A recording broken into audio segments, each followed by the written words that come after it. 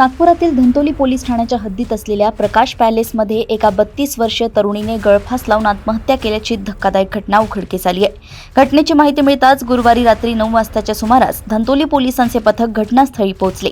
Police तपासात मृत तरुणी मूळची अमरावती येथील रहिवासी असून ती नागपुरातील हरदेव आय केअर हॉस्पिटलमध्ये कार्यरत असल्याची माहिती समोर आली आहे। प्राथमिक माहितीनुसार मृत तरुणीचे एका तरुणासोबत प्रेमसंबंध होते आणि गेल्या काही दिवसांपासून त्यांच्यात वाद सुरू होते। याच प्रेमातील मतभेद आणि वादातून वैतागून तिने हे टोकाचे पाऊल उचलल्याचा प्राथमिक अंदाज पोलिसांनी व्यक्त केलाय। धंतोली पोलिसांनी घटनास्थळाचा पंचनामा करून मृतदेह उत्तरीय तपासणीसाठी पाठवला असून या प्रकरणी अकस्मात मृत्यूची नोंद करून पुढील सखोल तपास सुरू केलाय।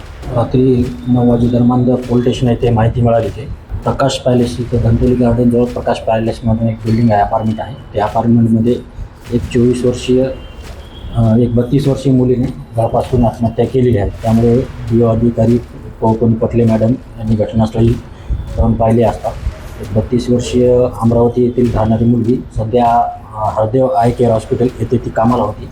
तिने तिच्या रूममध्ये फॅनला वेल्डीच्या सहाय्याने गळफास घेतल्याचे दिसून आले। तिला उपचार कामी आपण पुढील कारवाई कामी दवाखान्यात ॲडमिट केले। तिच्यासोबत ती एक मैत्रीण वर्ध्यातील एक मैत्रीण आहे, ती पण हरदेव आय केअर येथे हॉस्पिटलमध्ये कामाला आहे। त्या दोघी त्या रूमवर राहत होत्या आणि मागील 6 महिन्यापासून त्या दवाखान्यात काम करत होत्या। तिचे एका मुलांसोबत प्रेमसंबंध असल्याचे समजलेले आहे। बहुतेक त्यातून तिने काहीतरी वाद झाला आहे आणि त्यातून आत्महत्या केल्याचे प्रथम दर्शनी दिसून येत आहे। अधिक तपास चालू आहे। ती प्रॉपर अमरावतीची आहे राहणारी आणि सध्या इथं नोकरीनिमित्त इथं राहत होती नागपूरमध्ये प्रकाश पॅलेस येथे।